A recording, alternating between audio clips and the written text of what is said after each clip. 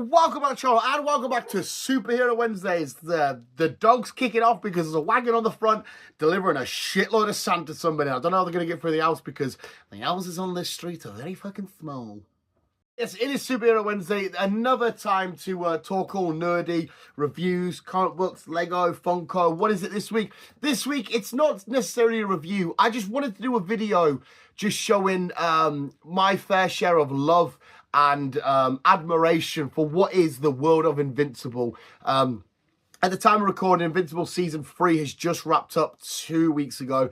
By the time this video comes out, it's probably been finished for more like a month or whatnot. But Season 4, I do know that the voice acting is done. It's just editing and all that kind of shit, put it together. And I'm hearing this year, so even though it finished this year, but again in this year, we'll get Season 4 ready to rock and roll. But I just, as a new fan to the Invincible world, I just wanted to show some love. What? Yeah, you probably already are an Invincible fan if you're already watching this fat knobhead and this saggy knobhead talk about Invincible. But you've probably seen all the shit online about, you know, the final episode of Season 3 getting like a 9.9 and the overall season being rated highly and the voice actor being amazing and people, some hiccups with the animation using like the same image, like Mark at them, at Rex's funeral, all that kind of shit. A couple of people picking up bits like that. But overall, the animation being quite clean and smooth and slick and the world talking about it. Some people even saying it's the greatest superhero adaptation of anything we've ever got. I think that's a different conversation, but we're not here to talk about where it competes with other stuff. I'm here to talk about the entity of Invincible itself. More specifically, the show. I'm only a newish kind of reader to the comics. And as far as I'm aware, I think somebody's put on a line saying we're like at the halfway-ish mark, maybe a bit further back of the comic book. As to, you know, to where the show is and stuff like that. But yeah, I just wanted to shout out how phenomenal this show it is. I love the normal, mundane, you know, I'm a good guy, I must save the city, I'm a bad guy, I want to destroy the city, end of. I love that shit, the normal generic superhero formula, although it's, you know, very much played out, I still love it and it still works for me personally. But I love this sort of shit. Like Boys, I read the Boys comics before the show, so I was already new to this sort of week, because I know not all superhero shit does, like Batman bends it from time to time, even like stuff like Superman or Wolverine. You know, there are sometimes we do bend out from the normal stereotypical superhero shenanigans. I love it when it goes completely left from, you know, okay, your superheroes, your villains, we're going to go crazy left. You're going to have betrayals, you're going to have gore, you're going to have murders, you're going to have raunchy shenanigans. That's more, I guess, with the boys and crazy, weird, behind the sex, culty kind of, you know, mental shit, going inside dicks and exploding and whatnot. But violence and gore and carnage and chaos, and we're going to kind of flip it on the head. Like for example, my first real introduction to Invincible was watching Omni-Man absolutely just destroy like fucking Immortal and Darkwing and the rest of the fucking heroes of the what the fuck are they called again? The fucking hero. That was my intro. I saw that clip of him going nuts. I was like, oh, what the fuck? I need some of this shit. And then that was my true introduction to it. So, like I said, relatively newish fan. And I fell in love with it instantaneously, with a phenomenal story of following Mark and his dad being Omni-Man, being a Viltrumite, and this, you know, empire of the Viltrumites coming and want to conquer all this kind of shit. But not only that, our side characters of being destroyed by Rex's recent death, from when you first seeing him and being like, okay, what the fuck? And people like Cecil and Atom Eve being really awesome. Like even her fight against Conquest and her getting absolutely fucked up and shot. Jeffrey D. Morgan, Conquest, that fight itself, fucking beautiful and outstanding. But yeah, just completely fall in love because of that one sort of take, and it's just been as gory and as hard-hitting and as heavy each season. Like I said, the fight between Conquest and Invincible himself was just fucking awesome as shit. Seeing, you know, Mark nearly seeing his brother getting absolutely torn in half, and like I said, Atom Eve getting destroyed. Why are you, my armpit stinky or something? Why the fuck are you sniffing me, you twat?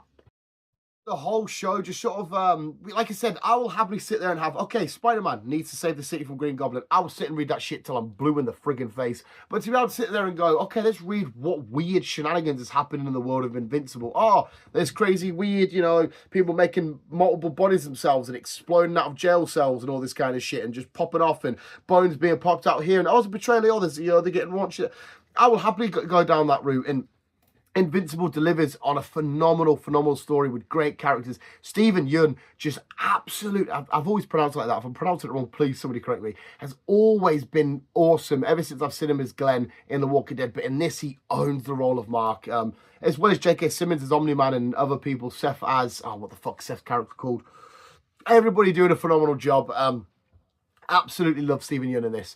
And it's just such a great story, like I said, to get behind, because I wasn't expecting this big betrayal from Omni-Man, as he's, Mark's getting raised, and he's like, oh, when he gets powers, he does, and then you have the brutal fight between them two, and everything else that played in between, and them teaming up in season 2 they teamed up when he found out his brother didn't come back yet, wasn't it?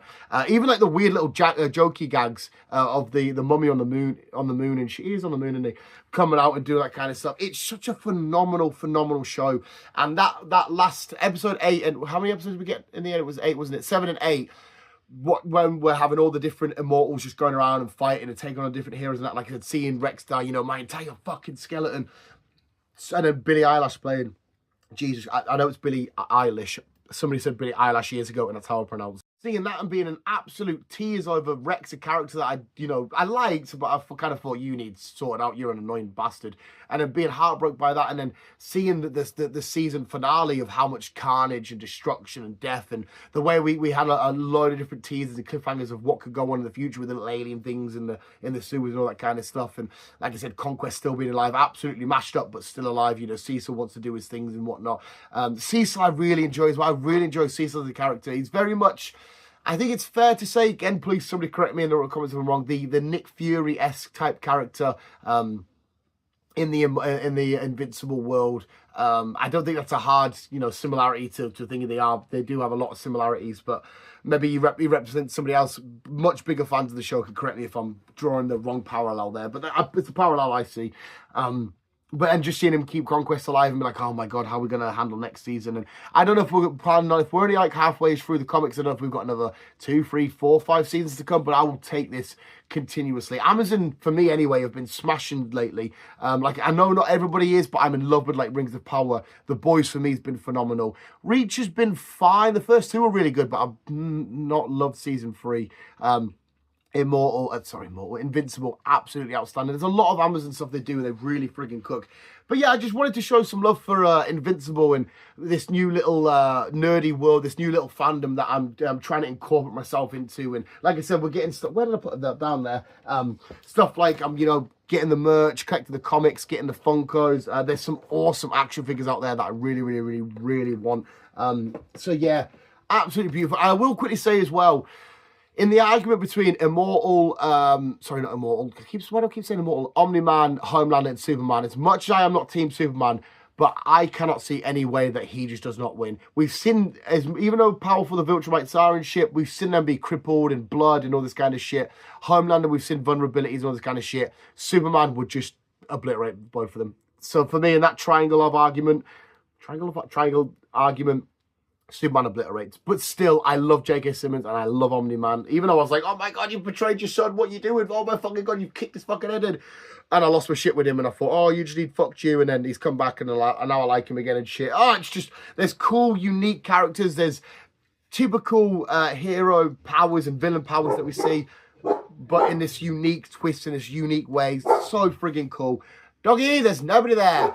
But yes, yes, I was going to say yes, Invincibles. But yeah, Invincible is absolutely outstanding. If there's anything else connected to the Invincible world that I have no idea about, please feel free to let me in the comments below. Say, Dan, if you're banging into Invincible now and you're starting to read and all this kind of shit, check out, this or check out that. I don't know how much more stuff there is, but please feel free to let me know in the comments below. But visuals, how are you feeling on Invincible? I know Chris tried it, he didn't love it. I don't think Chris is the biggest on animated stuff. Some people, if I recommend the show that it's animated, I kind of get it. Sometimes they don't want to watch animated shit. That's fine. I get the argument. I don't agree with it, but because it works for me and obviously it works for you guys. But if somebody can't watch it because it's animated, it's fair enough. But I can 110% see why, in particular, the final episode is rated so stupidly high. Apart from IGN, sometimes IGN, I love their takes, and sometimes their takes can be absolutely just pitiful and woeful. And you think, who's done this review? But yes, Invincible for me is getting a massive 10 out of 10. Like I said, that wasn't really a review. I just wanted to show some love because I haven't spoke massively on Invincible. I even did a video not long ago saying about my things that I'm most excited for comic book wise this year, you know, talking Thunderbolts and Captain America and all that stuff. And I didn't include Invincible because I thought, I don't know enough about the world. I don't know how I can get so amped up when I'm, you know, I'm just, you know, learning everything. Yes, fucking shit myself. We've had 2 seasons, and yes, I've at the time. Yeah, when did I start? When did I start getting the comics? I can't remember when I fucking did it. It was I think I definitely at least watched the first 2 seasons before I started diving anymore. And I thought, I don't know if I've really earned enough to be like, I'm so excited for it. It's going to be phenomenal and amazing. I kind of like stuck with shit that I know more. So maybe that list would change now, knowing what I know as well. That could even be mega high on the list. But anyway, visuals. Thank you so much for watching. That was another edition of Superhero Wednesday where we just rambled on about Invincible for a little bit. Amazing show. Amazing fucking everything about it. Go check it out if you haven't already. I'm assuming you must have done if you are watching this. But more importantly, visuals. Thank you so much for watching. You guys are just the fucking best. Boys, keep being you and keep on. Oh, I'm singing on. Even that little connection, that little fucking bit. Spider-Man. What the fuck?